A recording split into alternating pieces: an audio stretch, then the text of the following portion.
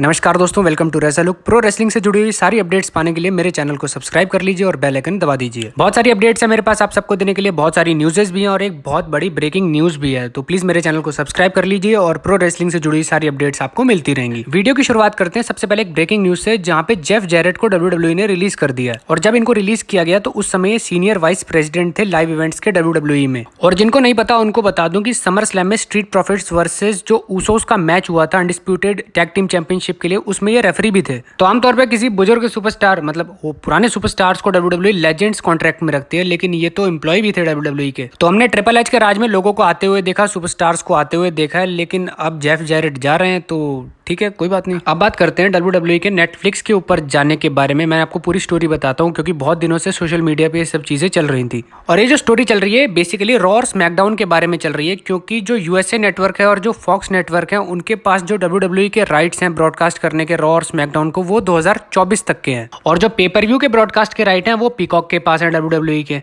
तो क्या होता है कि WWE हर 3 महीने बाद अपनी अर्निंग प्रेजेंटेशन दे, बेसिकली अपनी अर्निंग्स बताती है, अपने बिजनेस से जुड़ी हुई सारी बातें बताती है, अपने फाइनेंस से जुड़ी हुई सारी बातें बताती है। कितने प्रीमियम लाइव इवेंट्स ने कितना कमाया, कितने शोज ने कितना कमाया, बेसिकली हर चीज वो जो बिजनेस से जुड़ी हुई, जो फाइनेंस से जुड़ी हुई, वो हर चीज बता देती है WWE इस पूरे क्वार्टर की। और इस प्रेजेंटेशन के दौरान निक खान यानी हमारे को CEO WWE के, उन्होंने ये पॉसिबिलिटीज जाहिर करी कि नेटफ्लिक्स पे जा सकती है WWE। और इसका उन्होंने रीजन बताया कि वो लाइव स्ट्रीमिंग में आना चाहते हैं। आमतौर पर क्या होता है कि नेटफ्लिक्स पे जो भी आप चीजें डाल दो वो आप स्ट्रीम बार बार कर सकते हो, लेकिन जो लाइव, जैसे हम मैच देखते हैं, लाइव स्ट्रीमिंग्स के लिए नेटफ्लिक्स अब तक रेडी नहीं था, लेकिन अब रेडी है। इसका एग्जांपल भी दिया निक खान ने, और उन्होंने कहा कि नेटफ्लिक्स ने हाल ही में कुछ ब्रॉडकास्ट राइट खरीदे हैं फॉर्मूला 1 के, और नेटफ्लिक्स के काफी हद तक चांसेस हैं कि अर्ली 2024 में वो बिड लगाए रॉ और स्मैकडाउन के लिए।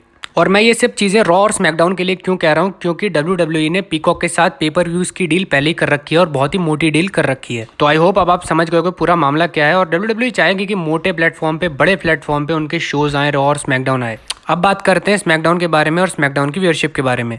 तो पिछले हफ्ते स्मैकडाउन की व्यूअरशिप थी 2.43 मिलियन व्यूअर्स, और इस हफ्ते ये 2.5 मिलियन को भी क्रॉस कर चुकी है। और इस हफ्ते की स्मैकडाउन की जो ओवरनाइट एवरेज व्यूअरशिप थी वो थी 2.61 मिलियन व्यूअर्स। तो कमाल कर रही है स्मैकडाउन, धमाल कर रही है स्मैकडाउन, बहुत ही बढ़िया परफॉर्म भी कर रही है। और जैसे जैसे क्लैश एट दी कासल नजदीक आता जाएगा, रोमन और ड्रू के बीच जो मामला है वो जो गर्म होता जाएगा, उसकी वजह से व्यूअरशिप अभी और बढ़ेगी। तो देखते हैं WWE कैसे मैनेज करती है रोमन के शेड्यूल को और इन दोनों की फ्यूड को, क्योंकि 2 ही हफ्ते बचे हैं अब क्लैश एट दी कासल से पहले। और इसी के साथ मैं आपको एक और चीज बता देता हूँ कि रोमन रेंस अभी कहां खड़े हैं इस समय क्लैश एट दी कासल को जीतने में या हारने में। तो मैं आपको बता दूं कि बिल्कुल लेटेस्ट बैटिंग ऑड्स के हिसाब से रोमन रेंस अभी फेवरेट है और रिटेन कर लेंगे अपनी चैंपियनशिप को क्लैश एट दी कासल में। और मैं पहले भी कह चुका हूं कि ये आखिरी मौका है क्लैश एट दी कासल में WWE के पास रोमन रेंस के टाइटल को स्प्लिट करने का। उसमें देखते हैं कितने कामयाब हो पाते हैं ये लोग या नहीं। अब बात करते हैं एज के बारे में, जिन्होंने statement the about triple H और अबाउट जजमेंट डे।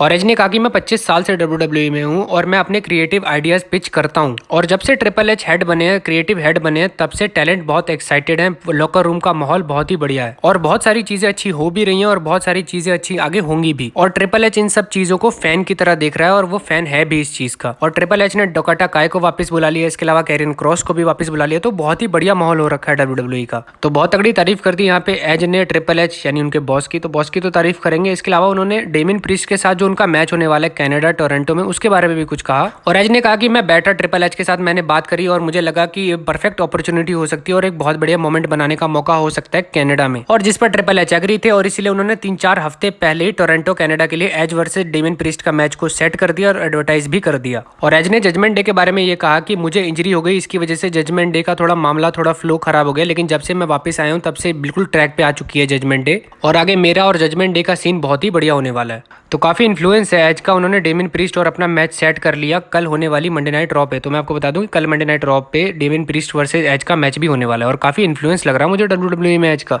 अब बात करते हैं सर्वाइवर सीरीज के बारे में, जिसका WWE ने पोस्टर रिलीज कर दिया। और इस पोस्टर को देख के बिल्कुल क्लियर लगता है कि इस बार की जो सर्वाइवर सीरीज होने वाली है वो रॉ वर्सेस स्मैकडाउन की ही होने वाली है। और जब से ट्रिपल एच क्रिएटिव हेड बने तब से बहुत तगड़े रूमर्स भी चल रहे थे कि NXT को भी सर्वाइवर सीरीज में ऐड किया जाएगा, जैसे 2019 में किया गया था। लेकिन ये बात बिल्कुल क्लियर हो चुकी है कि NXT को इसमें ऐड किया नहीं जा रहा है और रॉ वर्सेस स्मैकडाउन का ही पूरा थीम होगा। और पिछली बार सर्वाइवर सीरीज में बिगी बिगी वर्सेस रोमन रेंस का मैच हुआ था, चैंपियन वर्सेस चैंपियन का मैच हुआ था। और इस बार का पूरा जो चैंपियन वर्सेस चैंपियन का मामला होने वाला है वो क्लैश एट द कासल के बाद ही आपको पता चल पाएगा। और क्या पता इस बार की जो सर्वाइवर सीरीज होने वाली है उसमें रोमन वर्सेस रोमन का ही मैच हो जाए, क्योंकि दोनों चैंपियनशिप तो रोमन रेंस के पास है। अब बात करते हैं AEW के बारे में, जहां पे अगली डायनामाइट के शो पर CM पंक और जॉन मॉक्सली का मैच होने वाला है। एक तरफ है अंटरिम वर्ल्ड चैंपियन, दूसरी तरफ है वर्ल्ड चैंपियन, और ये मैच होगा टाइटल को यूनिफाई करने के लिए।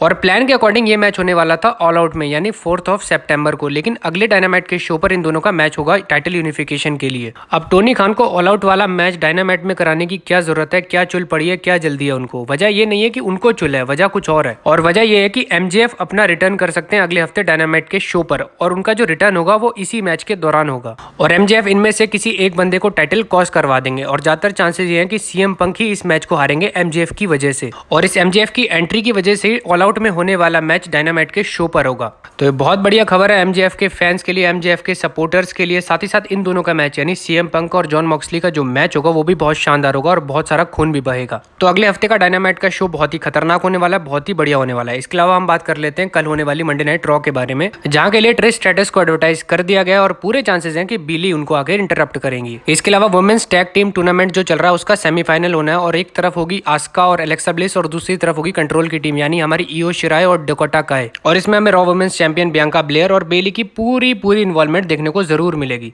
और मैं आपको पहले ही बता चुका हूँ, एज वर्सेस डेमियन प्रीस्ट बहुत ही अच्छा मैच होगा, बहुत ही शानदार मैच होगा, दोनों को अपनी परफॉर्मेंस दिखाने का पूरा मौका मिलेगा। तो इसी नोट के साथ वीडियो को समाप्त करते हैं। आई होप आपको वीडियो पसंद आई होगी, तो सब्सक्राइब कर दो मेरे चैनल को, लाइक कर दो वीडियोस को और शेयर कर दो।